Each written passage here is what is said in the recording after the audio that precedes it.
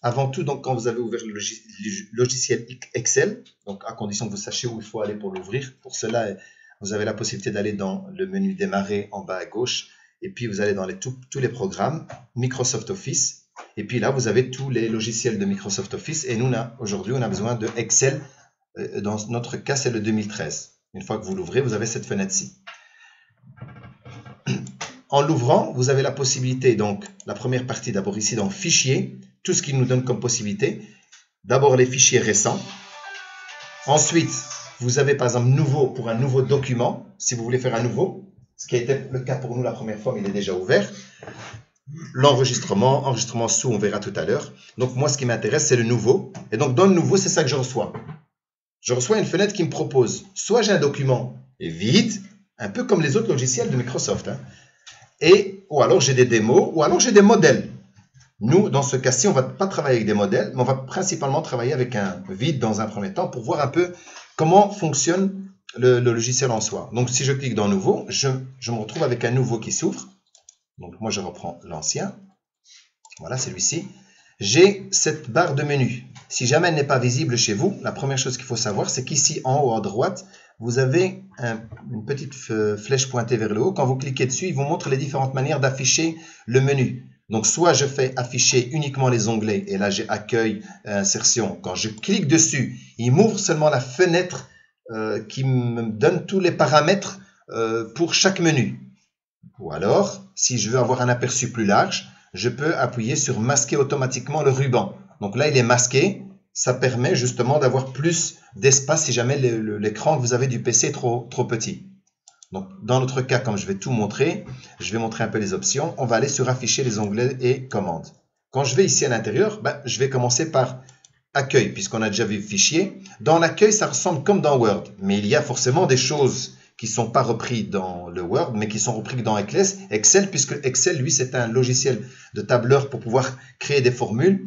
Donc, forcément, il y a des choses qui sont reprises ici, qui ne sont pas reprises dans les autres logiciels de Microsoft Office. On a toujours les options au copier-coller. Ça ressemble à Word, ça c'est bon. Le texte quand on veut écrire. On a les polices d'écriture. Les centrés. Là, vous avez remarqué que j'ai un centrage dans Word. On n'a que ceci normalement. Aligné à gauche, aligné au centre ou bien à la droite. Donc, je vais prendre ici une cellule que je vais élargir dans un premier temps rien que pour vous donner un aperçu. Si je marque ici test, eh bien, je sélectionne celle-ci et là, elle est alignée en bas. Si je veux qu'elle soit centrée, elle est centrée par rapport à la verticale. Mais si je veux qu'elle soit centrée par rapport à l'horizontale et la verticale, je dois cliquer également ici. Donc dans la même cellule, ça permet d'agrandir l'entièreté. Donc là, je peux aussi agrandir la police d'écriture, mettre en gras, etc. Donc ça, c'est simplement l'outil qui va me permettre de le centrer et de le cadrer. Ensuite, on a aussi la possibilité de pouvoir incliner le texte, la rotation. Vous voyez la rotation comme ça.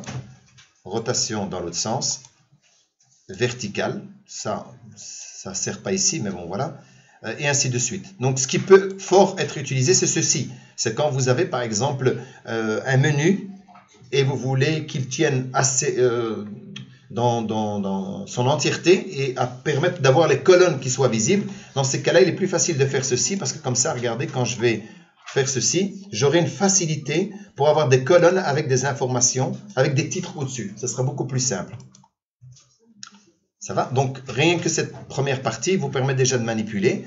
Alors, je vais, avant de continuer ici, puisque vous avez remarqué que j'avais agrandi ma cellule, eh bien, pour agrandir la cellule, vous avez plusieurs possibilités. Donc, ça s'appelle des lignes. Donc, si je clique comme ça et je descends, ça s'appelle des lignes, puisque j'ai une flèche pointée, une noire pointée vers la droite, c'est une ligne celle-là.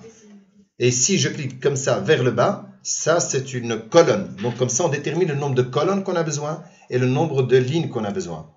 Maintenant il y a une chose qui est importante, c'est que par exemple si vous voulez un tableau et que vous ayez les mêmes largeurs et les mêmes hauteurs. Les mêmes largeurs et les mêmes hauteurs, si je prends toutes celles-ci jusqu'au numéro 10, je les sélectionne pas à partir de là, parce que là regardez je suis obligé de sélectionner comme ça. Je les prends à l'extérieur où il y a les chiffres. J'ai une flèche noire pointée vers la droite. Je reste cliqué et je descends jusqu'au 10. Quand je clique dessus, je clique bouton droit maintenant de la souris. Donc la première fois, c'est bouton gauche. Et là, je vais dans hauteur de la ligne. Et donc, hauteur de la ligne. Quand je clique dessus, Je reçois cette petite fenêtre. Et là, je peux dire la hauteur, par exemple, 25. Je fais OK. Il va tous me les mettre à 25. L'auteur de mes lignes seront à 25. Et je peux faire la même chose pour la largeur. Donc, je sélectionne jusque le E, bouton droit, largeur.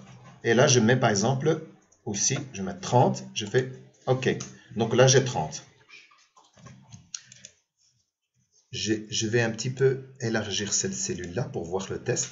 Et tout à l'heure, j'ai peut-être été un peu vite, mais pour dupliquer le test qui est marqué là, il suffit que je viens me placer en bas à droite ici de cette cellule.